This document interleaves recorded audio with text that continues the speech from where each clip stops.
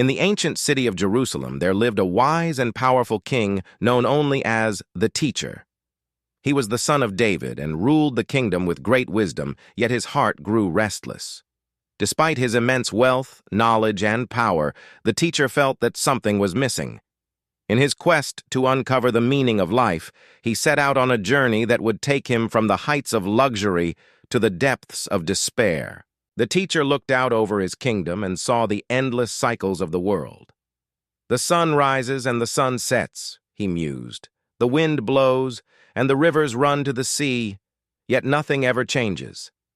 Everything is wearisome beyond description.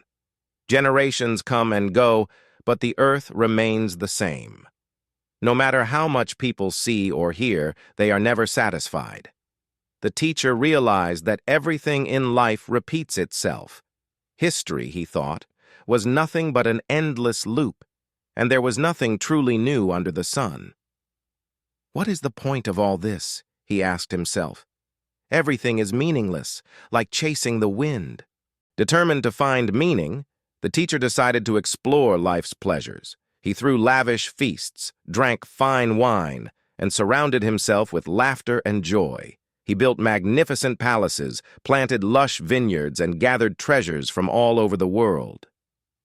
Anything I desired, I took, he thought. I denied myself nothing. But as he looked at all he had gained, the teacher felt an emptiness in his heart. It is all meaningless, he declared, like chasing the wind. No amount of pleasure or riches could fill the void. Even in the midst of laughter, sorrow lingered, and he saw that wisdom, pleasure, and wealth were not the keys to lasting fulfillment. The teacher looked out over his kingdom and saw the endless cycles of the world. The sun rises and the sun sets, he mused. The wind blows, and the rivers run to the sea, yet nothing ever changes. Everything is wearisome beyond description. Generations come and go, but the earth remains the same. No matter how much people see or hear, they are never satisfied. The teacher realized that everything in life repeats itself. History, he thought, was nothing but an endless loop, and there was nothing truly new under the sun. What is the point of all this? He asked himself. Everything is meaningless, like chasing the wind. Reflecting on the passing of time, the teacher acknowledged that there is a season for everything under the sun. There is a time to be born and a time to die, a time to plant and a time to harvest, a time to laugh and a time to mourn, he said. Each moment had its place in the grand scheme of life, yet he remained troubled by the burden placed on humanity. God has made everything beautiful in its time, he thought.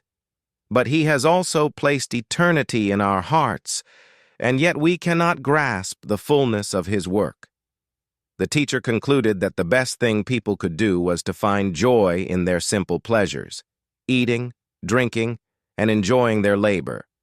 These, he said, are gifts from God. As the teacher continued to observe the world, he became even more disillusioned. He saw the oppression of the weak, the corruption of the courts, and the endless toil of mankind. All of this is so meaningless, he said to himself. People work tirelessly, yet their wealth is passed on to others who did not earn it. We are like animals, destined to return to the dust from which we came. In his sorrow, the teacher pondered death. Better to be a live dog than a dead lion, he thought, for the living know that they will die, but the dead know nothing. He urged people to enjoy their lives while they could, for death would come to all, and there would be no more work, planning, or wisdom in the grave. The teacher turned his attention to leadership and power.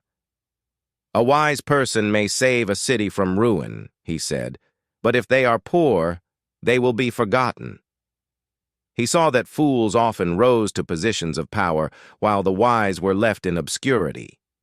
How meaningless, he thought, that those who should lead are overlooked, and those unfit for leadership are elevated.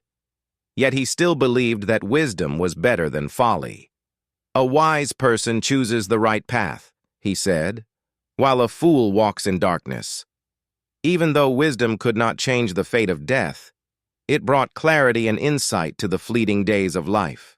As the teacher neared the end of his journey, he accepted that life was full of uncertainties. The fastest runner doesn't always win the race, and the strongest warrior doesn't always win the battle, he reflected. Everything is decided by chance, by being in the right place at the right time. Despite his wisdom, the teacher admitted that no one could fully understand the ways of God. People cannot predict when disaster will strike, he said, so it is better to enjoy life and be content with what you have. In the twilight of his life, the teacher shared his final words of wisdom. "Fear God and obey his commands," he said, "for this is the whole duty of mankind. God will judge everything we do, whether good or bad, and nothing will be hidden from his sight." Though life seemed meaningless to the teacher at times, he found peace in knowing that everything was in God's hands. He had searched for meaning in wisdom, pleasure, and work, but in the end, he realized that true fulfillment came from living in reverence of the Creator and accepting life's fleeting nature with humility.